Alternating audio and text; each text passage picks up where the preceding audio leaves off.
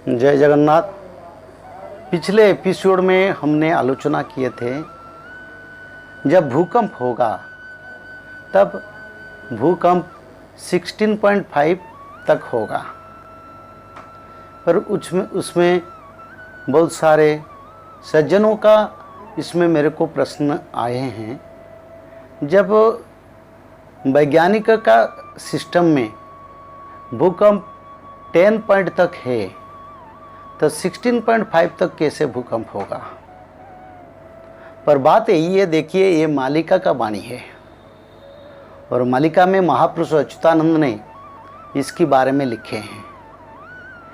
उन्होंने जो मालिका में लिखा है उसमें ये लिखे हैं, जब भूकंप होगा उससे पहले छोटा छोटा भूकंप आएगा। विश्व की किसी भी कोने में और कहीं भी जगह पर ऐसे भूकंप, छोटा छोटा भूकंप होता रहेगा।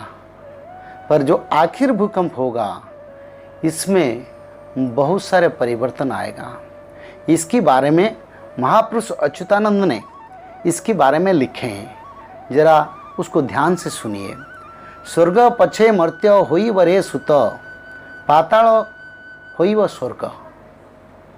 यानी भगवान का, श्री कृष्ण और भगवान विष्णु का सबसे बड़ा भक्त शिरोमणि गरुड़ प्रभु को इसके बारे में पूछते हैं, तो भगवान कृष्ण ने उसको उत्तर देते हैं। क्या देते हैं? स्वर्ग पछे मर्त्य होई वरे सुत। यानी जो स्वर्ग है वो मर्त्य हो जाएगा। यानी स्वर्गपुर, जहाँ देवा देवी और ऋषि मुनि साधु संत जहाँ इंद्र रहते हैं, उस जगह मर्त्य बन जाएगा। तो इसमें जो लिखे हैं, स्वर्ग पछे मर्त्य हुई वरे सुत, हे गरुड़, ये ऐसा समय आएगा जिस समय में स्वर्ग मर्त्य बन जाएगा। पाताल होई व स्वर्ग, यानी जो पातालपुर है, स्वर्ग और मर्त्य और पाताल, ये 3 पुर है। और जब कलियुग का अंत होगे, जो बड़ा भूकंप होगा, उस भूकंप इतना बड़ा भूकंप होगा, इतना बड़ा परिवर्तन होगा, क्या होगा? न स्वर्ग मर्त्य बन जाएगा और पाताल स्वर्ग बनेगा। यानी जो स्वर्ग में जो सुख है वही सुख मर्त्यपुर में सारे भक्त को मिलेगा। सारे भक्त अजर अमर हो जाएंगे। सारे भक्त लोगों के लिए सुख और समृद्धि का अनंत भंडार खुल जाएगा। खुद महालक्ष्मी और भगवान विष्णु के आशीर्वाद से सारे जो ग्रह नक्षत्र हैं, जो नवग्रह हैं, जो 10 दिक्पाल हैं, सूर्य चंद्र है, वो सभी कृपा दृष्टि में ये मर्त्य को स्वर्ग बना देंगे और स्वर्गपुर मर्त्य तक आ जाएगा, जो महापुरुष अच्युतानंद ने अपने ग्रंथ में लिखे हैं।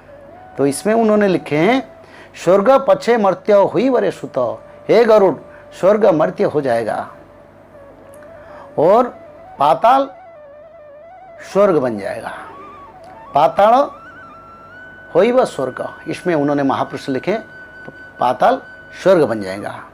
और फिर उन्होंने उड़िया में लिखे हैं, मर्त्य पुर यदि पाताल होइब, यानी जो मर्त्य था, स्वर्ग तो पाताल को चल गया, जिसमें लिखा है, महापुरुष जो लिखे हैं, स्वर्ग जो वो मर्त्य हो गया और पाताल स्वर्ग बन गया और मर्त्यपुर जो है वो पाताल को चल जाएगा। मर्त्यपुर यदि पाताल होइब, भानु पश्चिमे हुइब।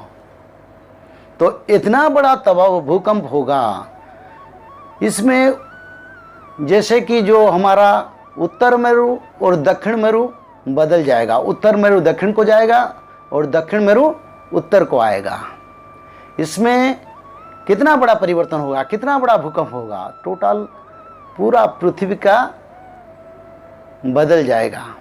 तो इसी हिसाब से जब होगा तब क्या होगा?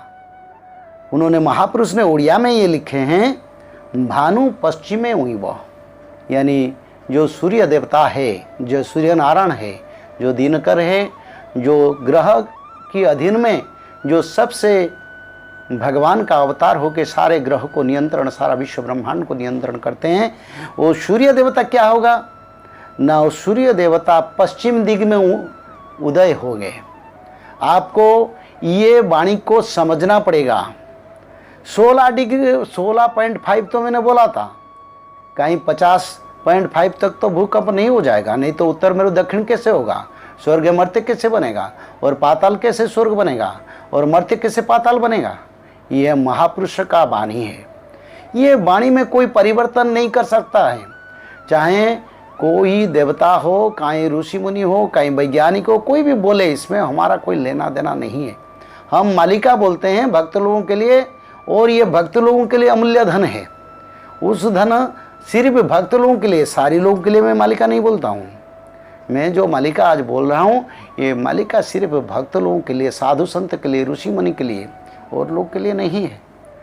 तो जब इतना बड़ा परिवर्तन होगा, आज कलियुग में क्या हो रहा है, सूर्य पूर्व दिग में उदय होते हैं और पश्चिम दिग में अस्त होते हैं। पर जब सत्ययुग आएगा तो इतना बड़ा परिवर्तन होगा, आप आंखों में देखेंगे। अच्छी तरह से सुन लीजिए, ये मालिका पत्थर का गार है, इसमें कोई परिवर्तन नहीं कर सकता। ये नियति का वाणी है, ये भगवान निराकार का वाणी है।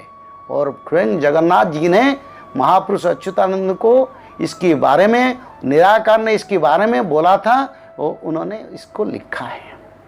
तो अगले दिन क्या होगा, तो जब सत्ययुग आएगा क्या होगा न, सूर्यदेव पश्चिम दिग में उदय होंगे और पूर्व दिग में अस्त होंगे। तब पृथ्वी में बहुत सारे परिवर्तन होगा। तो महापुरुष अच्युत ने अपने वाणी को कितना अच्छा है और कितना पवित्र है और कितना सिद्ध है, ये वाणी जो है इसके बारे में उन्होंने लिखे हैं। उन्होंने लिखा है, पूर्व भानु अवा पश्चिमे जीव अच्युत वचन आनन हिव।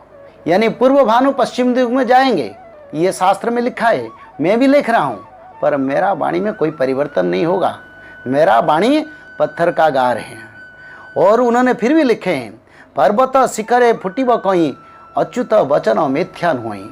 यानी जो पर्वत, जो पहाड़ियाँ, उसके ऊपर पद्म फूल विकसित हो सकता है, क्योंकि वो क्या होगा, जैसे कि बड़ा भूकंप होगा, उस भूकंप से वो पर्वत नदी समुद्र में बदल जाएगा, उस पर पद्म फूल फूट सकता है, विकसित हो सकता है पद्म फूल जो बोलते हैं, लोटस जिसको बोलते हैं, वो उसका क्षेत्र बन सकता है। पर मेरा वाणी नहीं टल सकता।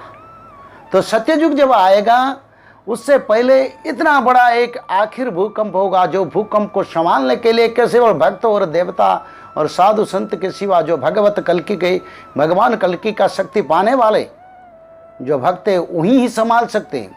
पापी लोग का छाती फट जाएगा, उसका सीना फट जाएगा और रुधिर निकल जाएगा, सो संभाल नहीं सकेंगे। पर कल्कि अवतार और भगवान का शरण में जो है, जो सिद्ध है, जो धर्म में है, जो न्याय में है, जो सत्य में है, जो सत्य और धर्म के लिए काम करता है, जो युग संस्थापना में कल के भगवान के साथ काम करते हैं, उन लोगों के लिए कोई परेशानी की बात नहीं।